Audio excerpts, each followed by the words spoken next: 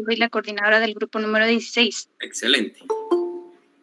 Muy bien. Ahorita les vamos a compartir pantalla. Muy bien.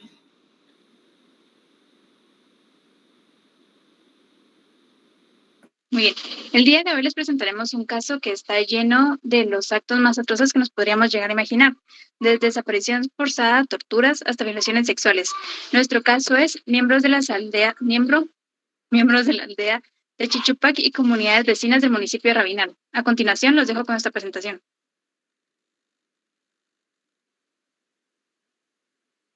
Es 71. Y pues sin Srislo la Ascolitla Nuach. Y Chiri, pues Chiri, sin la Ascolitla de violaciones. Y Stratamesca Nawul Wagner Poklahil, Palawanima, la Nuholom, y Coron Hedge Pavo.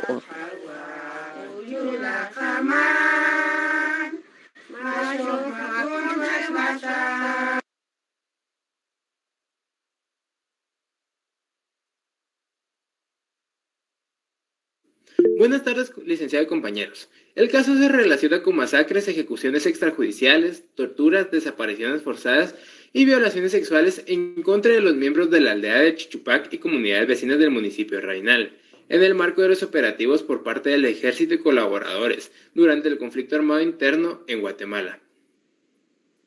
Las víctimas de este caso son 32 personas torturadas y masacradas el 8 de enero de 1982. Y otras 39 personas torturadas y ejecutadas extrajudicialmente en diversos operativos, ejecutados en la aldea y comunidades vecinas de Rabinal entre 1981 y 1986. En todos los casos se trataba de civiles que se encontraban en un estado indefenso al momento de su detención, tortura y ejecución. Adicionalmente, 8 personas fueron desaparecidas entre 1981 y 1984. Todas fueron vistas por última vez bajo custodia de agentes estatales y hasta la fecha no se conoce su paradero. Además, el 8 de enero de 1982 y el 22 de noviembre del mismo año, 2 mujeres fueron víctimas de violación sexual. Y entre octubre de 1982 y junio de 1985, otra mujer fue víctima de múltiples violaciones sexuales. Esta última persona también fue víctima de trabajo forzado en la aldea modelo Chichupac, bajo órdenes de miembros del Ejército Nacional. La comisión también encontró que los sobrevivientes de la aldea de Chichupac y comunidades vecinas fueron víctimas de desplazamiento forzado. De manera conexa con este cúmulo de violaciones, la comisión encontró que en el caso se perpetraron violaciones del derecho a la honra y la dignidad, a la libertad de conciencia y religión, a la libertad de asociación, a la propiedad y a los derechos políticos. La CIDH también afirmó que tales hechos formaron parte de una estrategia estatal destinada a destruir a un grupo étnico a través de operativos militares, que significaron la masacre de miles de miembros del pueblo indígena maya, la huida de los sobrevivientes, la destrucción de sus economías de subsistencia y, finalmente, el sometimiento intencional de miles de indígenas mayas a condiciones de existencia que implicaban la dependencia de la estructura militar. Los hechos de este caso constituyeron parte del genocidio contra el pueblo indígena maya en Guatemala. Y nuestro caso comienza el 8 de enero de 1982, cuando llegó un grupo del ejército juntamente con patrulleros de Chocó y judiciales a la aldea de Chichupac, en donde se reunieron a los campesinos y entregaron algunos regalos a los niños. Después empezaron a matar a los 32 campesinos indefensamente. Dentro de ellos mataron a líderes y catequistas que velaban por el bienestar de la comunidad. Unos fueron torturados en la clínica y a otros los llevaron a un lugar cercano de la comunidad para matarlos. En este escrito lo podemos encontrar en el monumento que se encuentra dentro de la clínica.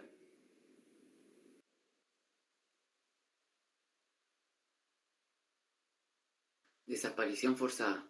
En el caso concreto y teniendo en cuenta las actuaciones llevadas a cabo por las fuerzas de seguridad del Estado, la Corte analizó la situación de 81 personas cuya desaparición forzada fue alegada y concluyó que no era procedente concluir que 59 personas fueron víctimas de desaparición forzada, ya que, en primer lugar, respecto de 21 de ellas, no se desprende que haya mediado intento alguno de los agentes estatales de ocultar. Perdón, ¿será que podríamos subir un poco el volumen?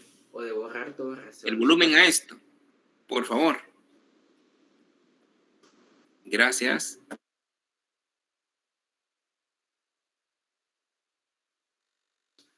Para evitar su identificación o que su destino y paradero fuera establecido, y tampoco eliminar las evidencias de lo sucedido. Ello debido a que de una vez que fueron privadas de la vida por fuerzas de seguridad del Estado, sus cuerpos fueron abandonados a la intemperie, encontrados por familiares y vecinos e inhumados por estos en fosas clandestinas. Es decir, a partir de su muerte y en todo momento posterior, los familiares de estas 21 personas han tenido conocimiento claro de que las víctimas fueron ejecutadas, así como el lugar en que incluso ellos mismos enterraron sus restos. Segundo, respecto de otras 34 personas, si bien existió un primer intento por parte de agentes estatales de ocultar sus cuerpos sin vida mediante un enterramiento que no se completó. Los restos fueron encontrados parcialmente a la intemperie por sus familiares y vecinos, quienes procedieron a realizar un enterramiento más profundo de dichas personas en fosas clandestinas. Por ende, estos han tenido conocimiento desde entonces del lugar en que se encuentran inhumados dichos restos. Y tercero, respecto de otras 4 personas, de los hechos que desprenden que sus familiares conocieron la forma en que estos murieron, así como su paradero, ya que participaron en el enterramiento de sus cuerpos, sin perjuicio de ello. La Corte destacó que de estas 59 personas aún no ha sido posible exhumar o identificar en su totalidad los restos de 31 personas que fueron enterradas por familiares y vecinos en cementerios clandestinos de la época del conflicto armado interno en Guatemala. Ahora bien, respecto de otras 22 personas, la Corte determinó que estas fueron privadas de libertad por miembros de las fuerzas de seguridad del Estado en el marco del conflicto armado interno. Y lo último que se supo de ellas es que se encontraban bajo custodia estatal. Posteriormente se desconoció su paradero. Por tanto, estas personas son víctimas de desaparición forzada. Violación sexual. La violación sexual formó parte de una política contrainsurgente del Estado y fue una práctica generalizada, sistemática y masiva que respondió a una planificación y órdenes de los mandos superiores del ejército. Entre 1981 y 1983, en el marco de la guerra interna en Guatemala, mujeres achí de Baja Verapaz sufrieron violaciones sexuales como parte de la política de Estado que se implementó para combatir la insurgencia. En 2011, las sobrevivientes achí comenzaron a hablar de lo que les había pasado. Así surgió el caso conocido como Mujeres Achí, el cual culminó con una condena el pasado 24 de enero en contra de 5 expatrulleros. Yo quería decir un poco sobre sobrevivientes de conflicto armado interno. Nosotros fuimos muy golpeados, nosotros nos quedamos los restos golpeados, violados. Gracias a nosotros como iniciamos el trabajo, lo iniciamos tranquilamente. Yo voy a contar lo que me pasó, porque allá esos 2 que están identificados, que están presos, pero también es don Benito Ruiz Aquina y Fernando Ruiz Aquina, es lo que hicieron el daño conmigo allá, con mi papá. Lo primero que hicieron es... También conseguimos el testimonio de Pedrina López. La vida de Pedrina fue marcada por una violación ocurrida el 20 de agosto de 1982 en el caserío Pacotzig de la aldea Chixim, unos kilómetros antes de llegar a Chichupac. Ella cuenta que sus padres fueron desaparecidos esa noche. Los patrulleros vinieron a su casa y se los llevaron. Luego regresaron como a las 10 de la noche con la intención de matarlos a ella y a sus hermanos. Hablaron de quemar la casa y uno de los hermanos de Pedrina, Agustín López, se opuso. Los patrulleros amenazaron con matarlo y Pedrina se interpuso para salvarlo hablando por él. Ella menciona que por la vida de su hermano la violaron a los 12 años frente a ellos. Su violación le causa tristeza, pero también vergüenza, porque los hombres que abusaron de ella se reían. Ella y sus hermanos esperaron en vano el regreso de sus padres. Dieron las 5, luego las 6 de la mañana y nada. Entonces le dijo a su hermano que fueran a buscar a sus abuelos en Paoj. Cuando llegaron les contaron lo que sucedió. A ella le daba vergüenza contar lo que pasó. Mientras su abuelo le preguntaba que qué tenía, ella se quedaba callada por el miedo. Pedrina reafirmó su testimonio ante el Tribunal de Mayor Riesgo A. Además cuenta que su abuelo murió debido a los golpes que le dio el ejército cuando fue a preguntar por los padres de Pedrina. Los soldados lo acusaron de chismosear, le pegaron y amenazaron con matar a su nieta. Recuerda que su abuelo murió como a los 3 meses. Otra tía de Pedrina también murió asesinada a manos del ejército. Pedrina cuenta que vivir en Chichupac luego de la masacre era casi imposible, con la incursión de soldados y patrulleros. De manera más frecuente, su suegra, Andrea Osorio Galeano, fue desaparecida y hasta la fecha su cuerpo no ha sido encontrado. En una ocasión estaban desayunando muy temprano en casa de Pedrina cuando su cuñado les avisó que venían los soldados. Ella trató de huir, pero los militares la alcanzaron y la llevaron junto a otras personas a un cerro donde les mostraron varios lazos. Luego reunieron a las personas detenidas y quemaron una bomba que les causó picor en los ojos. Cuando se disolvió el humo, se acercaron los soldados y les preguntaron qué sentían al caminar bajo la montaña llevando a sus hijos bajo la lluvia en el cerro. Los pobladores no respondieron. ¿Ustedes quieren que nosotros estemos del lado de ustedes?, preguntaron los soldados. Los pobladores dijeron que sí. Entonces los militares lo dejaron ir con la promesa de las y los vecinos de que no volverían a refugiarse en las montañas. En búsqueda de la justicia, en 2011, mujeres que habrían sufrido violencia sexual durante el conflicto armado de Rabinal se comenzaron a reunir para buscar la justicia con el apoyo del Bufete Jurídico Popular de Rabinal. Las mujeres eran de varias aldeas: Xesihuam, Paoj, Nimatabaj, Panacal, Xocoj, Pichec, Chitucán y Río Negro. Todas ellas violadas, pero a pesar de eso se sobrepusieron al dolor como hermanas. Saben que ese dolor que cargaban no solo lo vivió una, lo vivieron todas. Aún en 2022, estas mujeres siguen buscando justicia. Inwa Ergen es 71. Y in pues sin la Ashkolit la Nuwach. Y Chiri, pues Rin. Chiri, sin Tehla relaciones. Y Shat American a Wulwah no Poklahir, Palawanima, la Nuholom, y Coron Hedge Power.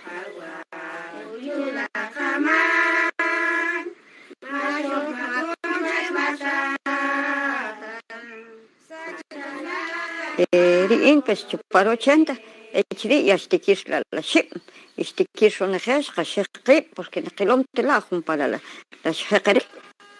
Ya chupar 81, ya es que camsa guachil, chupar 82, que camsa rinocao, y chupar 83, que camsa la walit, y sin que yo tlin, sin que camno destacamento.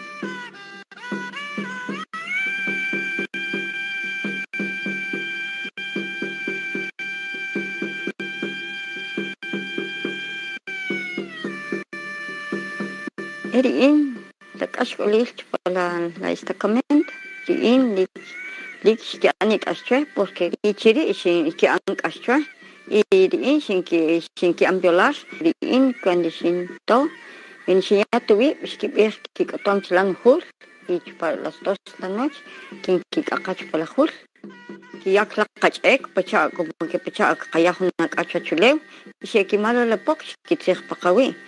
Y hela es que anche la más es que entonces riin pues lik sina la ashron he o exik porque no achila con he la winak que molki y que vierte que ven que ya te pues que ya tuve entonces riin que ya más ashro es que ver ori casi lik riin sinta sin vilo entonces lik más que riin lik ashunan kush ron hem palishimilo.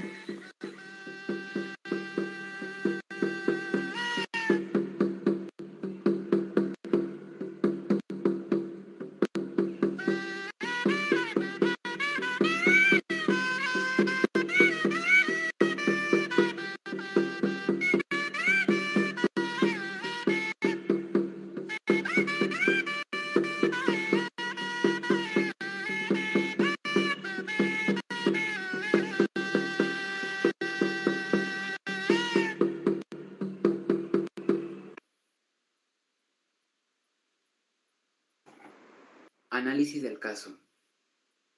El 13 de diciembre de 2007 se presentó la presente petición, cuyo trámite hasta la decisión sobre admisibilidad se encuentra explicado en detalle en el informe de admisibilidad emitido por la CIDH el 1 de noviembre de 2010.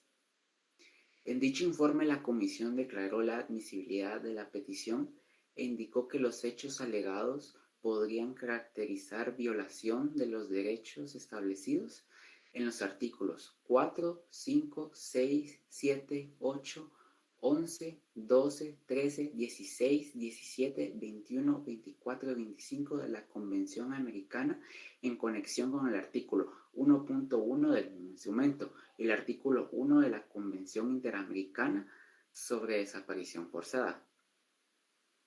Además, en aplicación del principio iura novit curia, de la Comisión concluyó que la petición es admisible por la presunta violación de los derechos establecidos en los artículos 3 y 23 de la Convención, ambos en conexión con el artículo 1.1 del mismo instrumento. Reparaciones. La Corte ordenó al Estado 1. Remover todos los obstáculos de facto y de jure que mantienen la impunidad en este caso, e iniciar, continuar, impulsar y reabrir las investigaciones que sean necesarias para determinar, y en su caso, sancionar a los responsables de los hechos objeto del presente caso. 2. Realizar o continuar de manera sistemática, rigurosa y con los recursos humanos y económicos adecuados las acciones necesarias tanto para determinar el paradero de los miembros de la aldea Chichupac y comunidades vecinas desaparecidos forzadamente, así como localizar, exhumar e identificar a las personas que fallecieron y que fueron inhumadas en fosas clandestinas a raíz de los hechos del caso. 3. Implementar las medidas necesarias para garantizar, en coordinación con los representantes del presente caso, las condiciones adecuadas para que las personas que permanecen desplazadas puedan retornar a sus comunidades de origen, si así lo desean. 4. Brindar tratamiento médico y psicológico y o psiquiátrico a las víctimas del caso. 5. Realizar un acto público de reconocimiento de responsabilidad internacional por los hechos del caso. 6. Publicar la sentencia y su resumen oficial en idiomas español y maya achí. 7. Incluir formación en derechos humanos y derecho internacional humanitario, de forma permanente en el pensum de los diferentes centros de formación, profesionalización vocacional y capacitación del Ejército de Guatemala. 8. Diseñar e implementar en los pensum permanentes de formación de la carrera judicial y de la carrera fiscal, respectivamente, programas de educación en derechos humanos y derecho internacional humanitario. 9. Incorporar al currículo del Sistema Educativo Nacional en todos sus niveles un programa de educación cuyo contenido refleje la naturaleza pluricultural y multilingüe de la sociedad guatemalteca, impulsando el respeto y el conocimiento de las diversas culturas indígenas, incluyendo sus cosmovisiones, historias, lenguas, conocimientos, valores, culturas, prácticas y formas de vida. 10. Fortalecer los organismos existentes o los que vaya a crear con el fin de erradicar la discriminación racial y étnica. Y 11. Pagar las cantidades fijadas de la sentencia por concepto de indemnizaciones por daño material e inmaterial y por el reintegro de costas y gastos.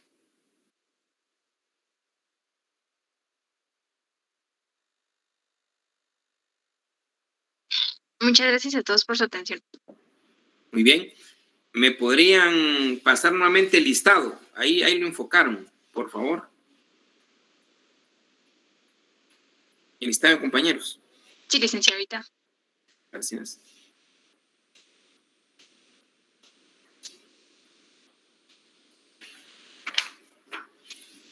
Triste estos casos del conflicto armado interno y especialmente las narraciones que ustedes hicieron perfectas, lograr localizar a las personas ofendidas y que bueno, pues que tuvo que llegar, bueno, lastimosamente tuvo que llegar a la Corte Interamericana de Derechos Humanos para estas situaciones.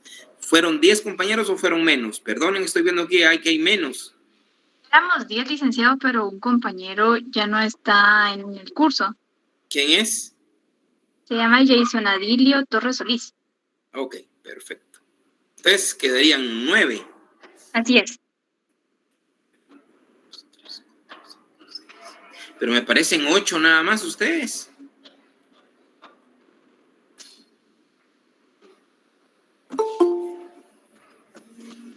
Disculpe, licenciado, ahorita voy a confirmar. Julio Enrique no me sale ahí.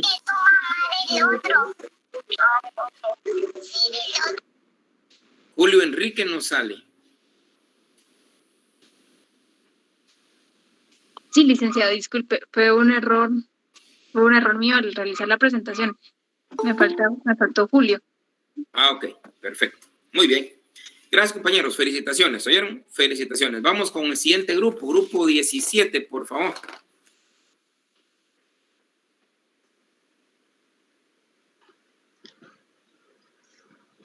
Ahorita vamos, licenciado, solo voy a esperar a que compartan pantalla.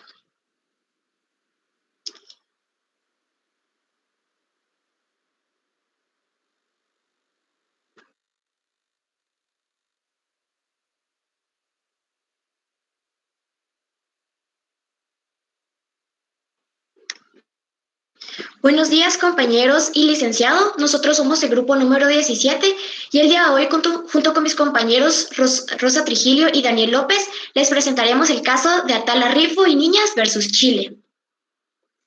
Primeramente, les voy a explicar en qué consistió el caso. La sentencia fue dictaminada el 24 de febrero del 2012, la cual constituyó un hito en la jurisprudencia de la Corte Interamericana de los Derechos Humanos. El caso evidencia que en los Estados de las Américas aún persiste un alto grado de intolerancia y discriminación en relación a la orientación sexual. Fue un caso muy controversial, ya que está vinculado con la responsabilidad internacional del Estado de Chile por la violación de los derechos humanos de la señora Atala Rifo, realizando un trato discriminatorio e incluso interferencias arbitrarias hacia su vida privada y familiar debido a su orientación sexual, lo cual desencadenó un proceso judicial reiterando el cuidado y custodia de sus hijas. Los hechos del caso inician en el año 2002, cuando Karen Atala Rifo decidió finalizar su matrimonio con Ricardo Jaime López Allendez, con quien tenía 3 hijas. Como parte de la separación de hecho, establecieron por mutuo acuerdo que Karen Atala Rifo mantendría la tuición y cuidado de las 3 niñas en la ciudad de Villarrica. En noviembre del mismo año, Emma de Ramón, compañera sentimental de la señora Atala, comenzó a convivir en la misma casa con ella y sus 3 hijas, lo cual llevó al padre de las niñas a interponer una demanda de tuición o custodia ante el Juzgado de Menores de Villarrica. En octubre del 2003, en el Juzgado de Menores de Villarrica rechazó la demanda de tuición por parte del padre, la cual concluyó que la orientación sexual de la demandada no representaba un impedimento para desarrollar una maternidad responsable y que no representaba ninguna patología psiquiátrica que le impidiera ejercer su rol de madre. En marzo del 2004, la Corte de Apelaciones de Temuco confirmó la sentencia. El 31 de mayo del mismo año, la Cuarta Sala de la Corte Suprema de Justicia de Chile, en un fallo dividido de 3 votos contra 2, acogió el recurso de queja, concediendo la tuición definitiva al padre, con la sentencia de la Corte Suprema de Chile. Atala presentó su petición ante la Comisión Interamericana de los Derechos Humanos en noviembre del 2004, para someter su caso al órgano interamericano y que éste se pronunciara acerca de la posible violación de los derechos humanos. A continuación les presentaré el análisis jurídico de la Corte Interamericana de los Derechos Humanos, el cual está ejemplificado en el siguiente video. La sentencia.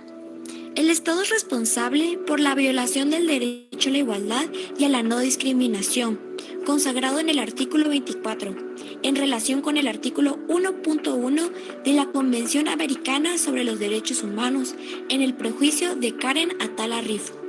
Artículos violados.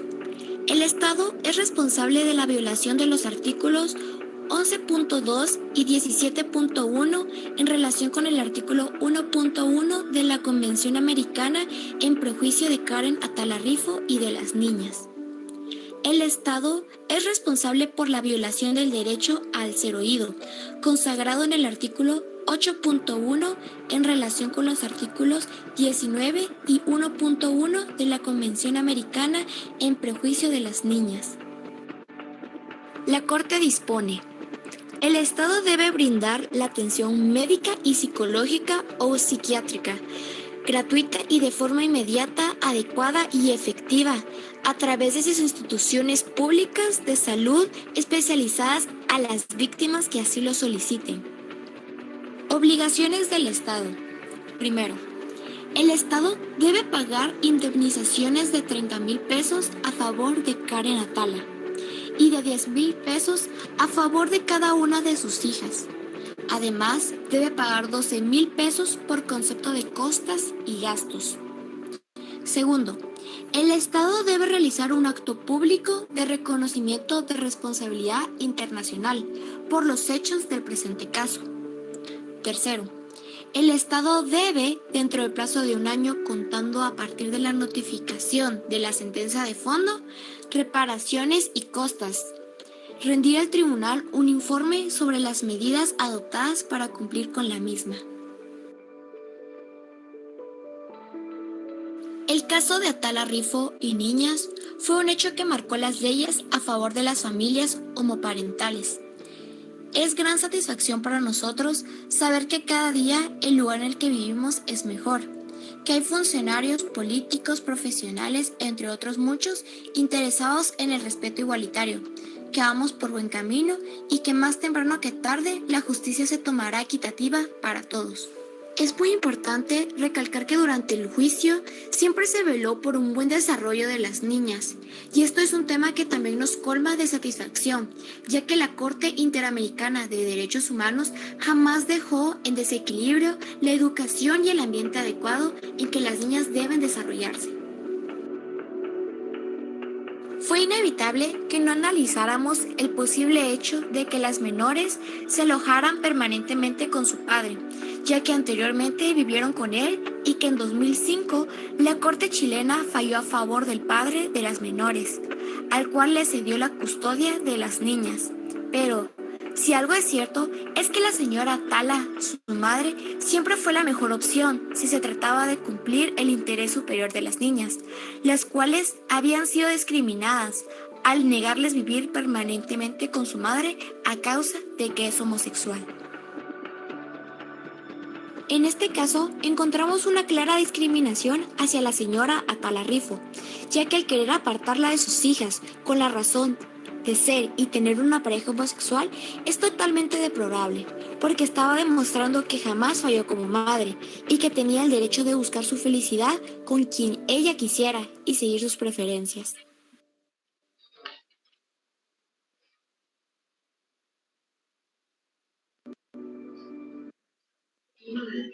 ¿Cómo fue lo que resolvió la Corte? Después de agotar el recurso interno del sistema judicial de Chile, Atala decide acudir a la Comisión Interamericana de Derechos Humanos. Cuando la escucharon y vieron las pruebas presentadas por ella y los representantes de Chile, emitieron una recomendación al Estado chileno, en donde le reprochaban haber violentado los diferentes derechos de Atala y las niñas. El Estado chileno no acató las recomendaciones y de manera satisfactoria, por lo que la comisión decide trasladar el caso a la Corte Interamericana de Derechos Humanos y la misma da inicio al procedimiento compadeciendo representantes del Estado de Chile, Atala y su representante legal y representantes de la Comisión Interamericana de Derechos Humanos. La Corte emite una sentencia donde le reprocha al Estado de Chile por haber actuado bajo el prejuicio del tema de la diversidad sexual y le hace un llamado grave por haber iniciado un proceso administrativo en contra de Atala y por decir que afectaba la honorabilidad del sistema judicial chileno. Y fue el mismo sistema judicial quienes expusieron la diversidad sexual ante los medios de comunicación. Asimismo, dictaminó que el mismo valor tiene una familia mamá-papá, mamá o papá solos, una familia ampliada o una familia monoparental. Al mismo tiempo, ordenó a Chile capacitar al personal judicial sobre la diversidad sexual y los derechos humanos, como la atención médica y psicológica de Atala y sus hijas, una reparación económica y publicar la sentencia. Dicho caso es una joya que nos deja un precedente sobre las sentencias de la Corte Interamericana de Derechos Humanos y nos damos cuenta sobre la vinculación en las valorizaciones de derechos humanos. A continuación, les dejaremos un video sobre un testimonio que nos da Atala Rifo y Emma de Ramón.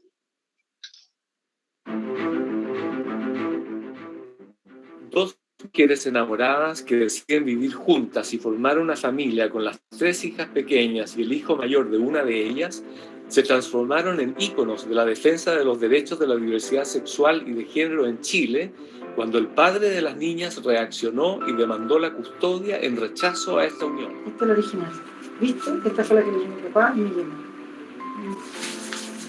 Y ahí me enteré que había salido en la prensa. La jueza lesbiana, como la llamó la prensa, es Karen Atala, quien junto a la historiadora Emma de Ramón vio interrumpida la felicidad de su familia y sufrió los embates de una justicia patriarcal que decide castigarla y quitarle la tuición de sus hijas. Siempre se asociaba el mundo lésbico con un mundo sórdido, y de repente que en el tapete público salga una mujer lesbiana y jueza fue romper un estereotipo que había sobre la comunidad lésbica. La decisión de la Corte Suprema de Justicia de dejar a una madre sin sus hijas solo por ser lesbiana y formar un hogar con otra mujer, ya que las niñas tienen derecho a desarrollarse en una familia estructurada normalmente según el modelo tradicional que les es propio, desató la indignación nacional de miles de chilenas y también el terror de otras madres lesbianas en la misma situación. En ese minuto convenimos con Karen, casi nos juramentamos, que de alguna manera esto tenía que cambiar, que teníamos que dar vuelta a esta decisión que se había tomado tan injusta. Diversos grupos de personas protestaron en Chile y alrededor del mundo afuera de los consulados en contra de la vulneración de los derechos de Karen y sus hijas, visibilizando la discriminación que vivían muchas parejas homosexuales que por falta de leyes que protegieran su integridad personal y como familias preferían vivir en total silencio como medida de seguridad y al margen de una sociedad que seguía violentando. Como que saqué fuerzas de flaqueza, la verdad, para decir lo que pensaba. Y bueno, y ahí muchas chicas, otras que eran mamás también, se acercaron, porque además esa resolución nos dejaba como madres lesbianas en una situación de un desamparo tremendo. Pero ver el dolor de Karen en eso fue algo que a mí me impactó y cada vez que me acuerdo me sigue impactando. Y la única forma era recurrir al sistema interamericano de justicia, de pedir al sistema específicamente que se condene a Chile por grave discriminación a los derechos de las personas de la diversidad sexual. Yo pensaba que era una cuarta instancia y que me iban a devolver a mis hijas, pero cuando mis colegas expertos en derechos humanos y litigación internacional me dijeron que no, que esto era una demanda contra el Estado. Y ahí entendí los fenómenos del patriarcado, de qué manera las estructuras de dominación del género permean todas las instituciones jurídicas. Me acuerdo que leía a Carol Hanich, una feminista de los 70 norteamericana, que dijo, lo personal es político. Y ahí se me hizo carne lo que decían estas activistas, estas feministas históricas. Ante tal injusticia, Karen denuncia a Chile ante el Sistema Interamericano de Derechos Humanos. El 24 de febrero de 2012, la Corte Interamericana condena al Estado chileno por vulnerar gravemente el derecho a la igualdad ante la ley, a la no discriminación y el derecho a la vida privada y familiar de Karen y sus hijas. Soy chilena. Determinó también que la Corte Suprema actuó en base a prejuicios. Soy mujer. Soy... Puntos centrales que estableció el fallo, que la orientación sexual y la identidad de género son categorías protegidas por la Convención Americana. Estas categorías forman parte del libre desarrollo de la persona humana. Establece el concepto de interés superior del niño o niña. Debe interpretarse siempre dándole el contenido caso a caso para cada niño o niña en particular. El interés superior de los niños no debe servir para que los jueces plasmen sus prejuicios y estereotipos negativos sobre cierta comunidad como la comunidad LGTBIQ+. El fallo Atala es el primero que reconoce los derechos humanos de las personas de la diversidad sexual y abrió camino para que los países de América Latina actualicen sus leyes y jurisprudencia, reconociendo y ampliándose los derechos al matrimonio y reconocimiento legal de su familia e hijos.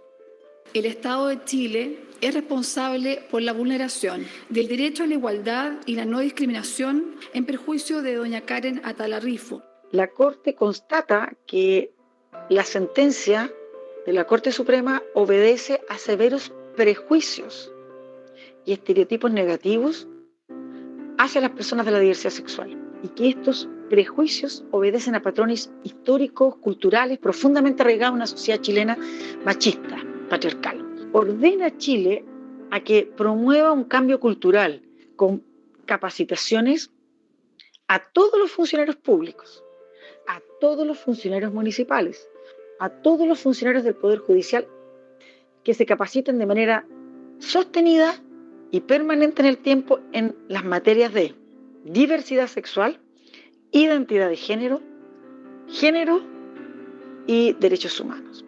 No ha habido una política pública que se haga cargo de esta parte de la condena, porque tú puedes tener leyes que te permiten casarte, tener leyes que te permiten cambiar tu sexo y tu nombre en la partida de nacimiento y en el registro civil. Pero ¿qué pasa si en la calle te muelen a golpes? ¿No te permiten que tu hijo sea matriculado en el colegio? El caso de Karen Atala y sus hijas, junto al de otras personas de la comunidad LGBTIQ+, contribuyeron a un cambio de paradigma en la sociedad, en donde la diversidad de orientación sexual e identidad de género comenzó a ser cada vez más visible en distintos espacios y medios de comunicación, logrando avanzar en la igualdad de derechos de todas y todos. En 10 años de estimarse que yo no era idónea para criar a mis hijas biológicas por ser lesbiana, hemos llegado a reconocérsenos el derecho al matrimonio con nuestras parejas del mismo sexo y a que los hijos que tengamos, con nuestra voluntad procreacional, sean reconocidos por ambas madres o ambos padres.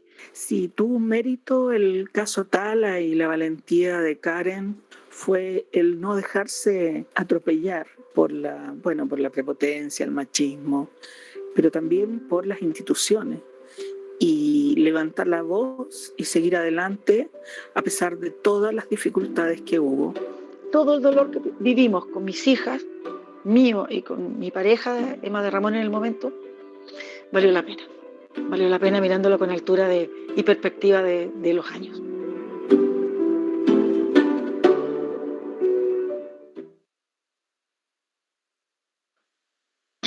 Aquí damos por finalizada la presentación. Muchas gracias por su atención. Excelente presentación, excelente. Me encanta esto que obtengan videos relacionados al caso. Y además, como ustedes muy bien lo expresaron, y la presentación es que es el primer caso que trata estos temas, ¿verdad? Entonces, felicitaciones, compañeros. Vámonos ahora al grupo número 17, por favor. El grupo número 18 sería licenciado. 18. Ok, perfecto. Sí, así es.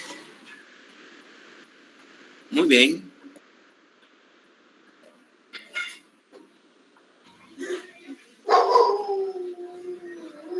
Ok, podemos empezar con la diapositiva, por favor.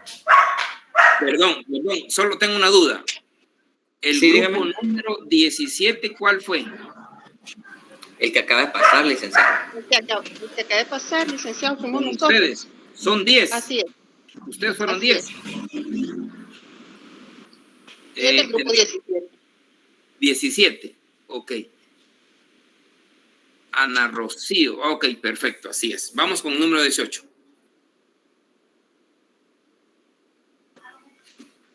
Vale.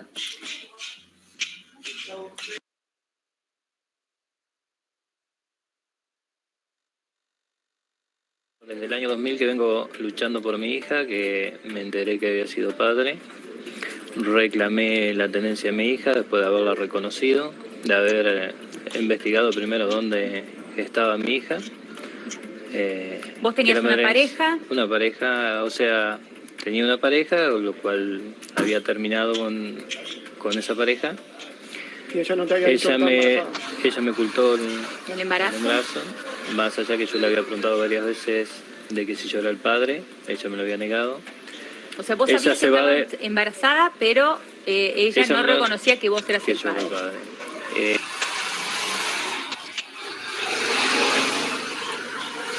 Muy buenas tardes. catedrático y compañeros presentes. Mi nombre es Eddie Batzin, represento al grupo número 18, integrado por los miembros que aparecen en planilla. Hoy conocerán, con mi acompañamiento, la sentencia en materia de derecho de familia de la Corte Interamericana de Derechos Humanos titulada Fornerón e hija versus Argentina. Perdón, don Eddie. Don Eddie, perdóneme. Sí, dígame. Solo voy a verificar el nombre. Perdóneme. Adelante.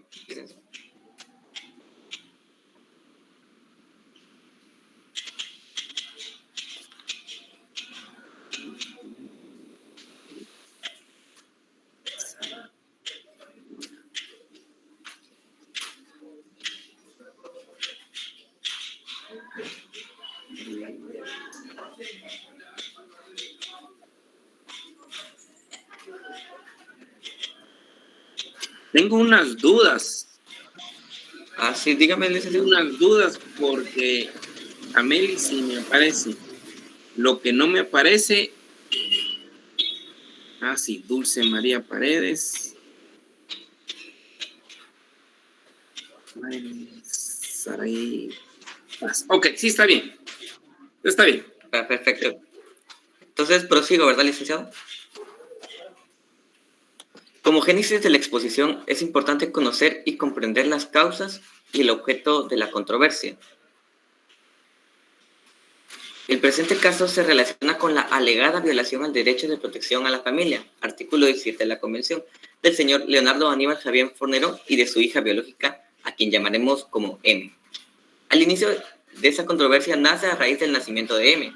M fue entregada por su madre, Diana Elizabeth Enríquez, en guarda preadoptiva a un matrimonio sin el consentimiento de su padre, quien desconocía de su existencia. El señor Fornerón, al enterarse de la existencia de M, reclama la patria potestad. Esta se le niega por inobservancias, omisiones, estereotipos y falta de legislación en la materia. Debido a esto, el señor Fornerón no tiene acceso a la niña y el Estado no ordenó ni implementó un régimen de visitas a pesar de las múltiples solicitudes realizadas por el señor Fornerón a lo largo de más de 10 años. El paso del tiempo fue especialmente relevante en la determinación de la situación jurídica de la niña y de su padre, puesto que las autoridades judiciales establecieron la adopción simple de M a favor del matrimonio guardador. La demora injustificada en los procedimientos se convirtió en la razón para desconocer los derechos del padre. Para comprender la manera en que el Estado violentó sistemáticamente los derechos del señor Fornerón y de su hija, debemos de conocer la jurisprudencia interna del Estado relativo al caso. Los hechos concretos se dividen en 3 procesos. 1. El nacimiento de M e inicio de la controversia. 2. El proceso iniciado por el señor Fornerón y posteriormente de oficio relativo a la supresión del Estado civil y de la adopción. Y 3. El segundo proceso relativo a un régimen de visitas. Los hechos inician en conjunto al nacimiento de M. El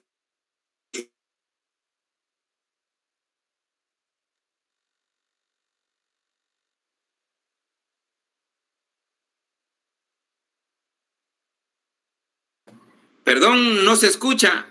¿O se fue el internet? Bueno. Yo creo que...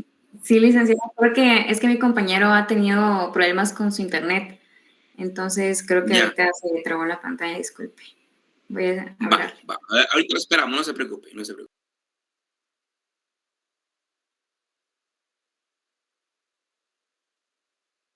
Mensajes, disculpe por esto que sucedió. No sé si podría pasar otro grupo. Sí, que pase otro grupo mejor, por favor. Gracias. Hola, licenciado, buenas tardes. Buenas tardes. Fíjese que yo soy el coordinador del grupo 19. Perfecto.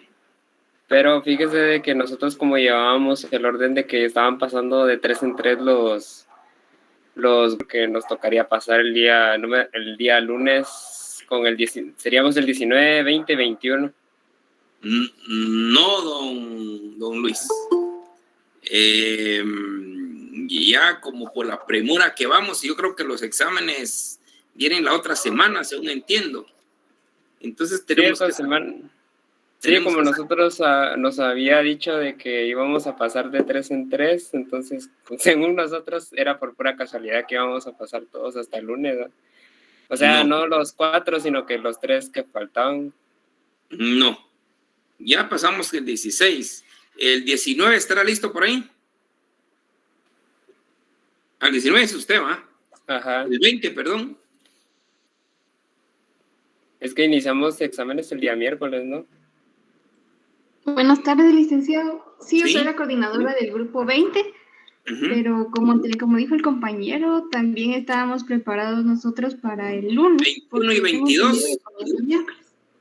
No, 21 y licenciado, el lunes de la próxima semana, el lunes 3. No. No. La idea es que si no pasaban, la idea era sacarlos todos de viernes, si hubiera posibilidad. Licenciado, disculpe, usted mencionó que únicamente el grupo 16 había pasado, pero pasamos 16 y 17. Sí. ¿Cómo así? Perdone. Y el grupo 17 fuimos los que expusimos el caso de Atala Rico versus...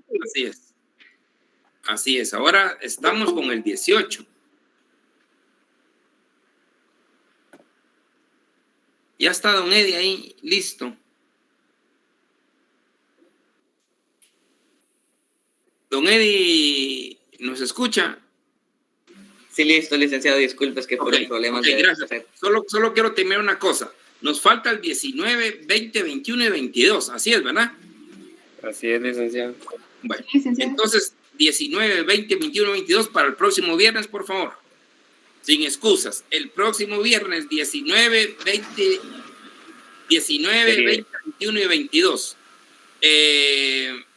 Sería este lunes que viene, licenciado. Este lunes, sí, pues lunes, perdón, se me olvidó. Este lunes sería 19, 20, 21 y 22. Ajá, así es. Perfecto. Es que yo creía que estaba empezando la semana, ustedes lo siento. Ustedes sienten que lo están terminando y yo siento que lo estoy empezando. Bien, pues. Don Eddie, entonces el lunes, por favor. Perfecto, entonces continúo y le reitero las disculpas a los compañeros, ¿verdad? No sé si, licenciado, si continúo en la parte me quedé o reinicio la exposición. No, ahí donde se quedó, por favor, sin ningún problema. Perfecto.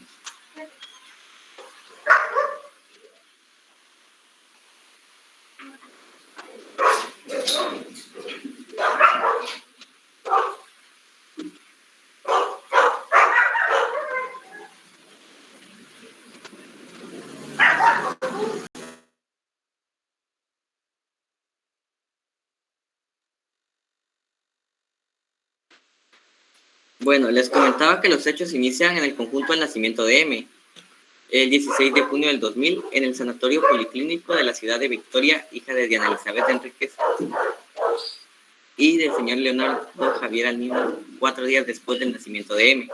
Fue inscrito por la madre y el 7 de junio del 2000. No sé si me escuchan. Se fue otra vez la señal.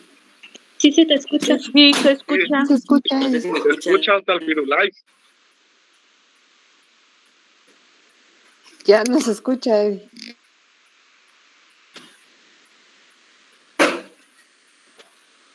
Ahorita sí se te oye.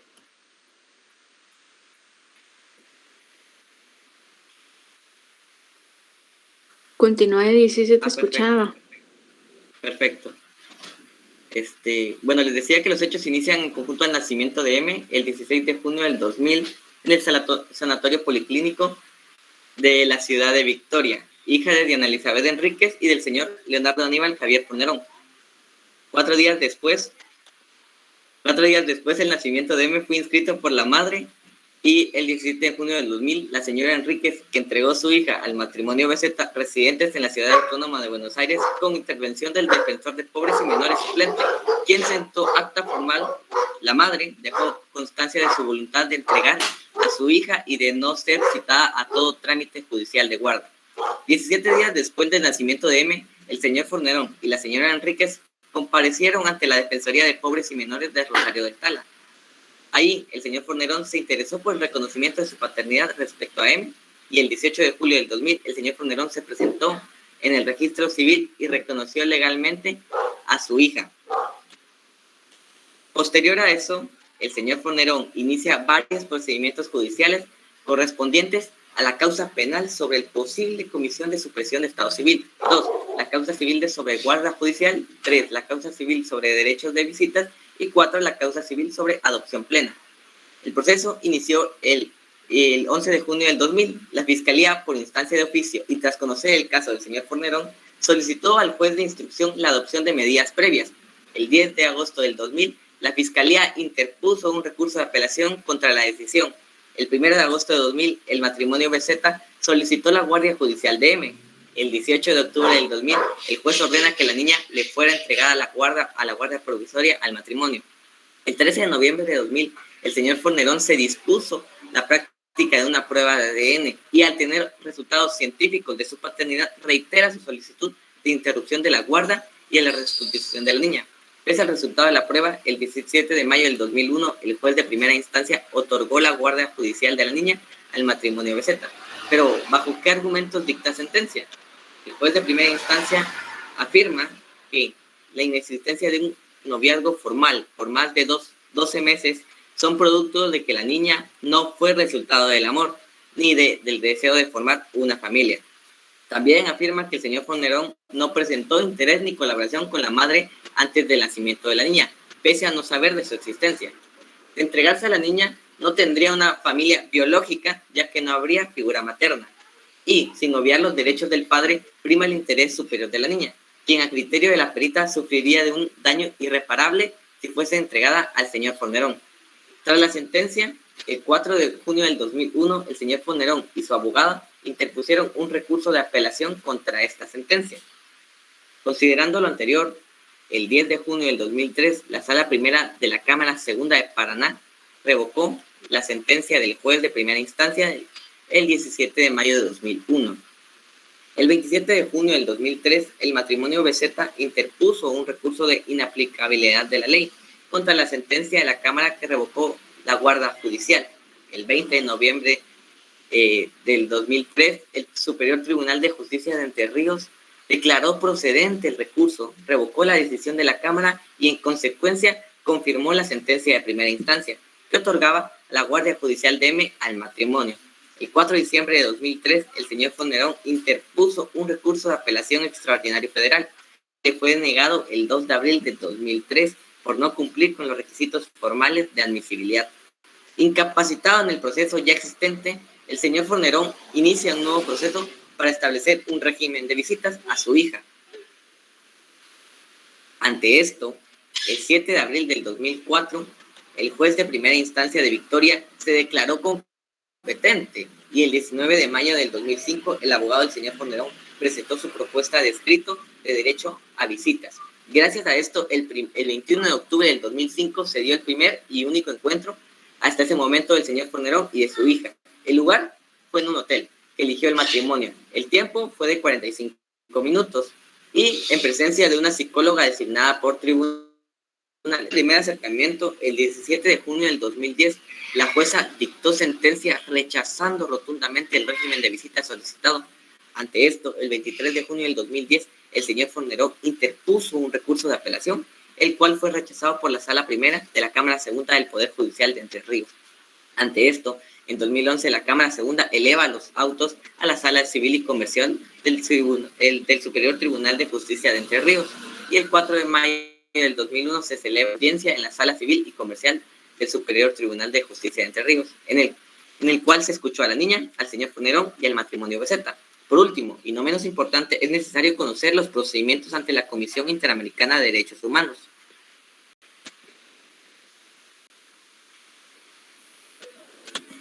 El 14 de octubre del 2004 se presenta la petición a la Comisión según el folio 12.584. El 26 de octubre del 2006, la Comisión aprueba el informe de admisibilidad según el folio 11706. El 13 de julio del 2010, la Comisión aprueba el informe de fondo de acuerdo al folio 8310. Y por último, el 29 de noviembre del 2010, la Comisión eleva el caso a la Corte.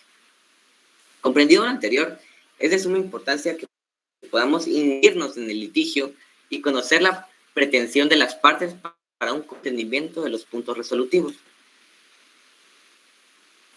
Como principio, nos gustaría que pudieran observar un breve fragmento de la prueba testimonial del señor Fornerón.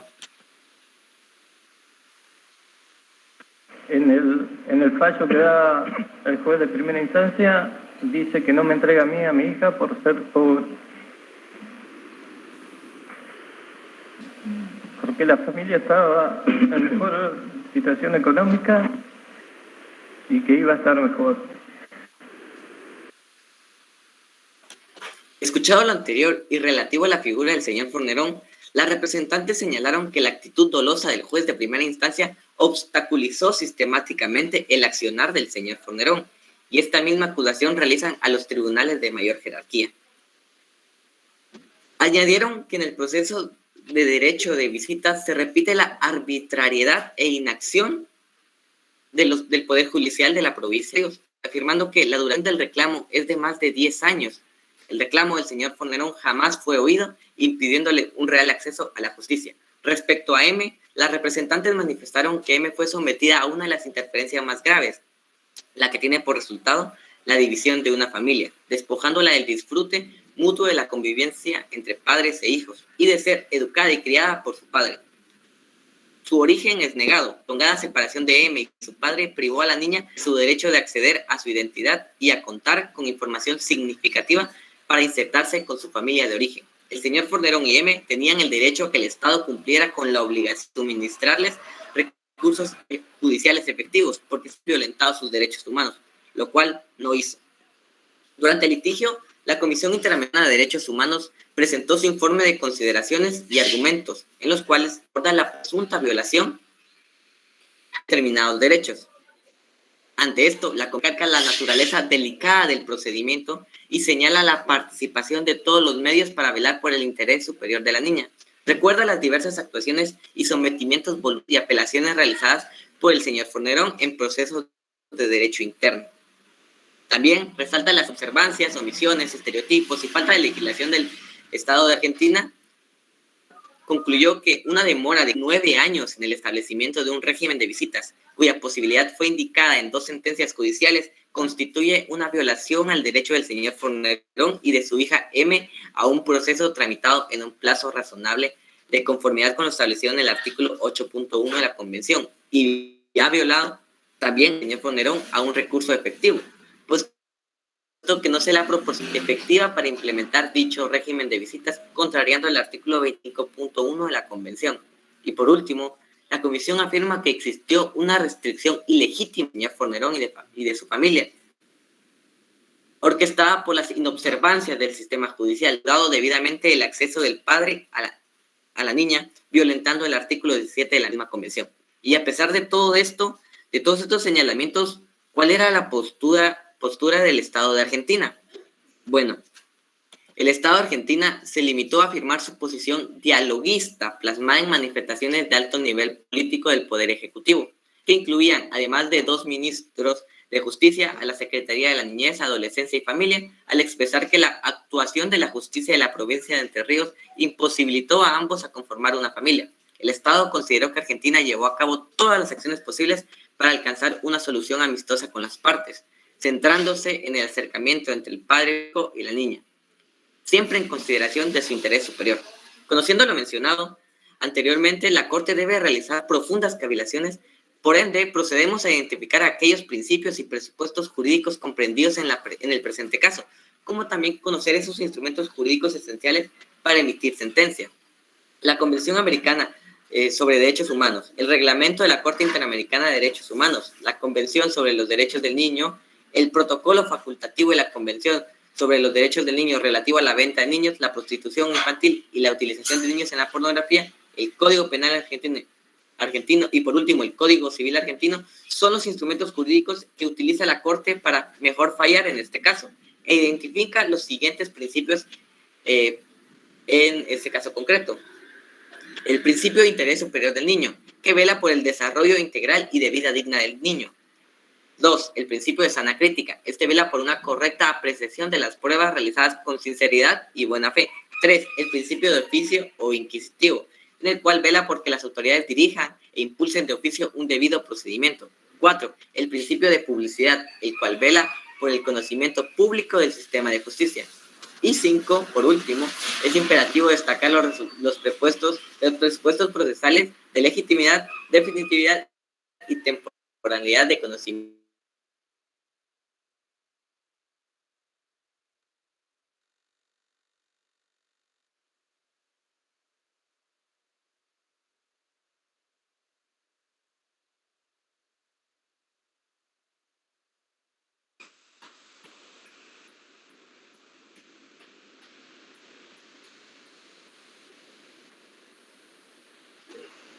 Bueno, continúa comentándoles, ¿verdad? Los derechos humanos violentados. El artículo primero, la obligación de respetar los derechos. El artículo segundo, el deber de adoptar disposiciones de derecho interno. El artículo 8, garantías judiciales, numeral 8.1 y numeral 8.2.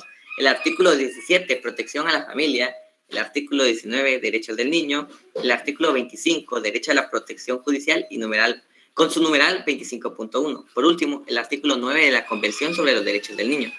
Reconocido a las partes lesionadas, producto de las inobservancias y omisiones orquestadas por el Estado, el señor Fornerón y su hija, la Corte decide crear medidas de reparación integral, es decir, restitución, satisfacción y garantías de no repetición. La Corte brinda las siguientes reparaciones por daños materiales: por pérdidas de ingreso,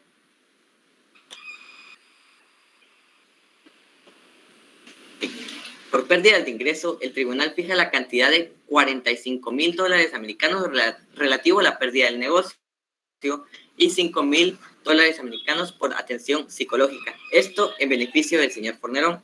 Por daños inmateriales, la Corte fija, por haber violentado los derechos humanos y en perjuicio inmaterial, fija la cantidad de $60,000 a favor del señor Fornerón y de $40,000 americanos en favor de M. Por costas y gastos procesales, el tribunal decide fijar en equidad la suma de $10,000 americanos para las representantes, $15,000 americanos en favor del señor Baridón, abogado que asistió al señor Fornerón en el trámite interno, y de $15,000 americanos de reintegro de los gastos en la tramitación ante el Sistema Interamericano de Derechos Humanos.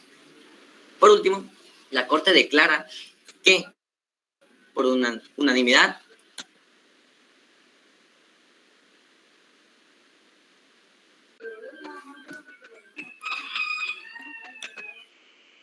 argumenta que 1. El Estado es responsable por la violación de los derechos a las garantías judiciales y a la protección judicial consagrados en los artículos 8.1 y 25.1 de la Convención Americana, en relación con los artículos 1.1 y 17 de la misma, en perjuicio del señor Fornerón y de su hija M, así como en relación con los artículos 19 del mismo instrumento en perjuicio de esta última. 2. El Estado es responsable por la violación del derecho a la protección de la familia, reconocidos en el artículo 17.1 Convención Americana, en relación a artículos 1.1, 8.1 y 25.1 de la misma, en perjuicio del señor Fornerón y de su hija M, así como en relación con el artículo 19 del mismo instrumento en perjuicio de 3. El Estado incumplió su obligación de adoptar las disposiciones de derecho interno establecidas en los artículos 2 de la Convención Americana, en relación con los artículos 19, 8.1, 25.1 y 1.1 de la misma, en perjuicio de la niña M y del señor Fornerón.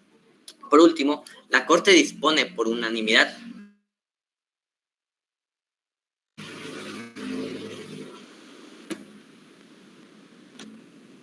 Número 1. Esta sentencia constituye per se una forma de reparación.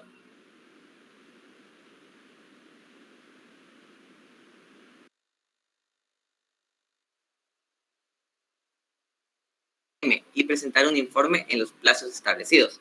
3. El Estado debe de verificar, a partir de la notificación de la sentencia en un plazo razonable y de conformidad al derecho, la conducta de los funcionarios que intervinieron en los distintos procesos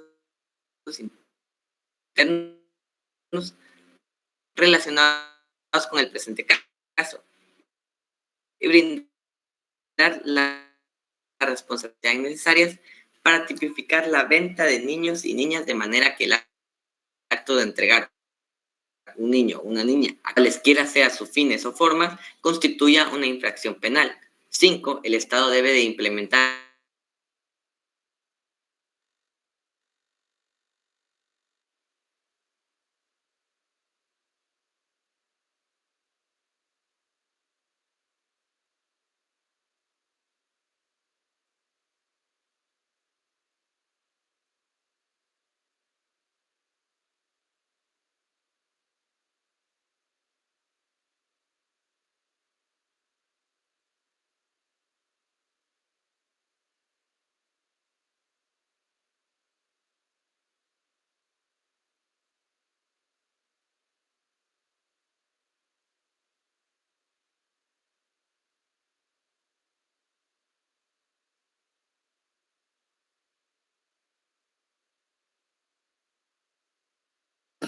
Jovenazos, lo importante de este caso es y hay que resaltar de este caso es lo relacionado a la relación paterno-filial que la Corte Interamericana de Derechos Humanos estableció y hizo unos parámetros muy importantes, parámetros que me dejaron a mí con bastante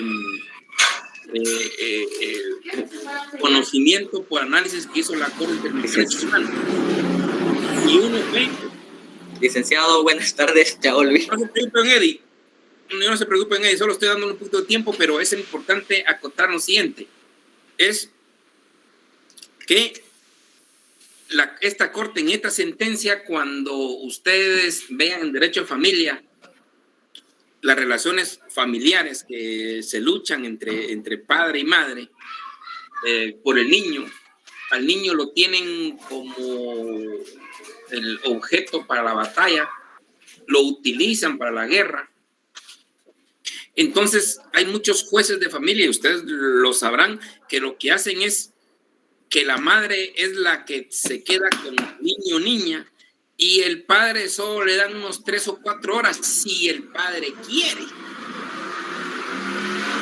Esta sentencia nos vino a indicar que el padre o madre, porque eran los dos padres, tienen presunción de buena paternidad. Miren qué interesante. La sentencia, como debe de ser, debe de presumir que todos son buenos padres. No presumir que uno es malo y presumir que el otro es bueno.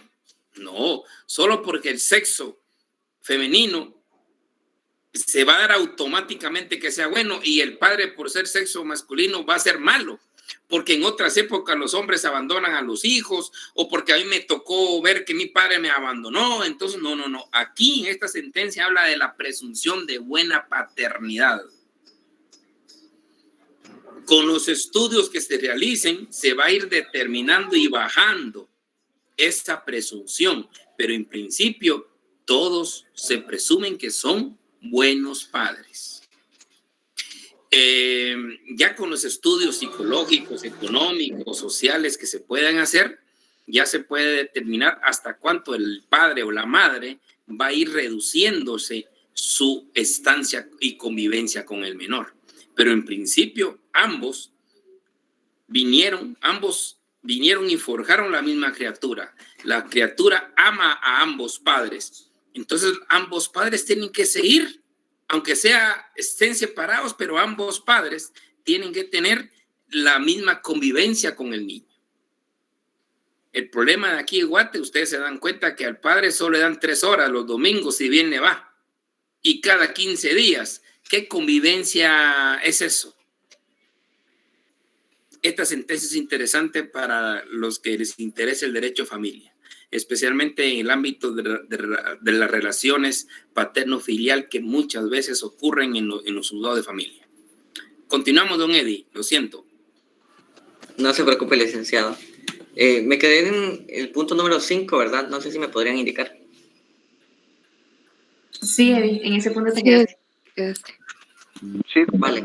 5. El Estado debe de implementar en el plazo de un año y con la respectiva disposición presupuestaria un programa o un curso obligatorio dirigido a operadores de justicia, incluyendo jueces, defensores, fiscales, asesores y demás funcionarios de la provincia de Entre Ríos vinculados a la administración de justicia respecto a niños, niñas y que contemple, entre otros, los estándares internacionales en derechos humanos.